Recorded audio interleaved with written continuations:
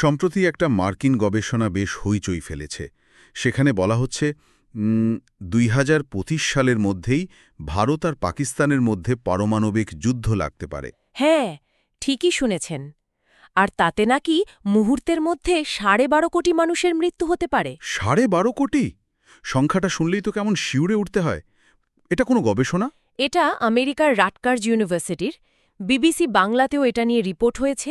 সেখানে গবেষক অধ্যাপক অ্যালান রোবকের কথা যেমন আছে, তেমনি ভারত পাকিস্তানের বিশেষজ্ঞরাও আছেন। যেমন? ভারতের মেজর জেনারেল অব দীপঙ্কর ব্যানার্জি আর পাকিস্তানের ড পারভেজ হুডভাই। তো আজ আমরা এই বিষয়টা নিয়েই একটু বিস্তারিত আলোচনা করব। এই দাবির ভিত্তি কি, কেন এই ২০২৫ সাল, আর বিশেষজ্ঞরা আসলেই কি ভাবছেন। হ্যাঁ, সেটাই। ১২.৫ কোটি মৃত্যু শুধু তাৎক্ষণিক প্রভাবেই, এটা তো ভাবা যায় না। আর তারপরও নাকি বিপদ আছে। ঠিক তাই। গবেষণা বলছে এই তাৎক্ষণিক মৃত্যুর পর বিশ্বজুড়ে জলবায়ু পরিবর্তন হবে, পারমাণবিক শীত যাকে বলে। পারমাণবিক শীত? হ্যাঁ, এর ফলে দুর্ভিক্ষ হবে, আরও কোটি কোটি মানুষ মারা যাবে।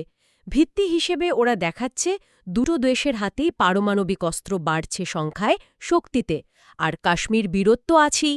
কিন্তু নির্দিষ্ট করে ২০২৫ সাল কেন? সেটার কি কোনো বিশেষ কারণ আছে? অধ্যাপক রোবক নিজে বলেছেন, ওটা আসলে কম্পিউটার মডেলিংয়ের সুবিধার জন্য ধরা একটা বছর, নির্দিষ্ট কোনো কারণ নেই।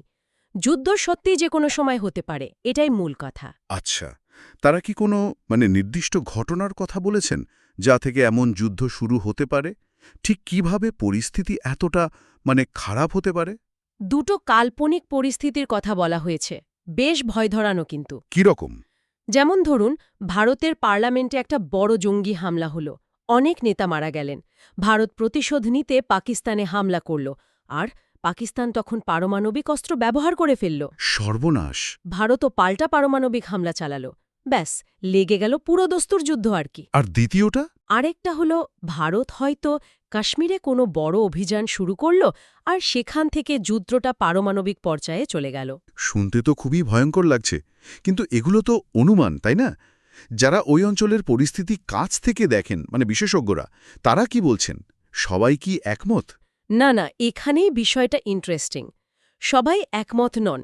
যেমন ভারতের মেজর জেনারেল দীপঙ্কর ব্যানার্জি, তিনি বলছেন গবেষণাটা বেশ কাল্পনিক। কাল্পনিক?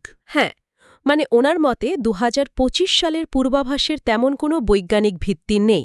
তবে হ্যাঁ, যুদ্ধের সম্ভাবনা একেবারে উড়িয়ে দিচ্ছেন না। তাহলে কিভাবে হতে পারে বলছেন তিনি?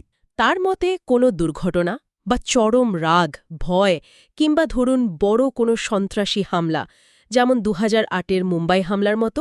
সে সময় পরিস্থিতি খুব উত্তপ্ত ছিল।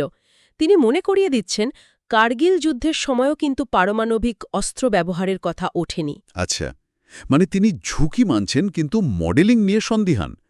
পাকিস্তানের দিক থেকে কি প্রতিক্রিয়া?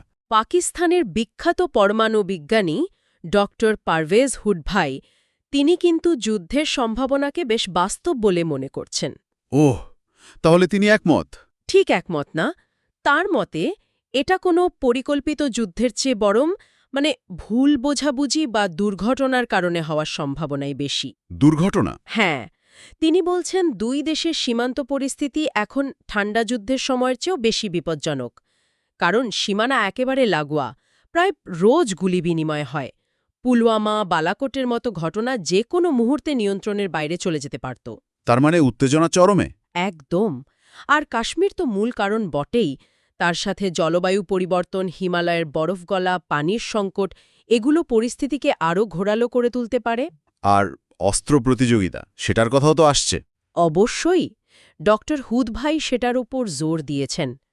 পাকিস্তানের হাতে হয়তো ভারতের চেয়ে কিছু বেশি পারমাণবিক বোমা আছে। ভারতের পারমাণবিক সাবমেরিন আছে, পাকিস্তানও সেদিকেই এগোচ্ছে।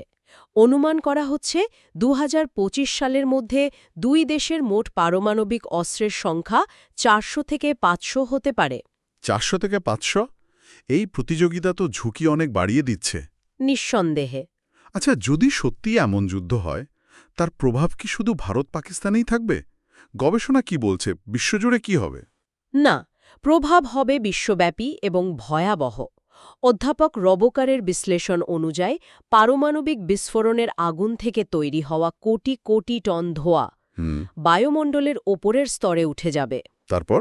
এই ধোঁয়া সূর্যরশ্মিকে পৃথিবীতে আসতে বাধা দেবে, পৃথিবী ঠান্ডা আর অন্ধকার হয়ে যাবে। এটাই হলো পারমাণবিক শীত। ভাবা যায় না। এর ফলে বৃষ্টি কমবে, বিশ্বজুড়ে খাদ্য উৎপাদন প্রায় বন্ধ হয়ে যাবে, তেজস্ক্রিয়তা ছড়াবে। যুদ্ধের পরেও কোটি কোটি মানুষ অনাহারে মারা যাবে। তাহলে একদিকে যেমন অস্ত্রের প্রতিযোগিতা, অন্যদিকে পারমাণবিক নীতি নিয়েও তো প্রশ্ন উঠছে। ভারত বলছে তারা আগে ব্যবহার করবে না, কিন্তু সেটাও নাকি বদলাতে পারে। হ্যাঁ, ভারতের নো ফার্স্ট ইউজ নীতি আছে, তবে সেটা পুনর্বিবেচনার কথা শোনা যাচ্ছে। পাকিস্তান আবার এমন কোনো প্রতিশ্রুতি কখনোই দেয়নি। আর আন্তর্জাতিক চুক্তি? জাতিসংঘের পারমাণবিক অস্ত্র নিষিদ্ধীকরণ চুক্তি আছে বটে, কিন্তু সেটা কার্যকর হতে ৫০টা দেশের অনুমোদন লাগে। এখন পর্যন্ত মাত্র ৩২টা দেশ সই করেছে। মানে পথ এখনও অনেক বাকি। তার মানে অস্ত্র থাকলে তার ব্যবহারের ঝুঁকি থেকেই যায়, কোনো গ্যারান্টি নেই। একদম, এটাই সবচেয়ে বড় সত্যি। তাহলে পুরো আলোচনা থেকে মূল বিষয়টা কি দাঁড়ালো?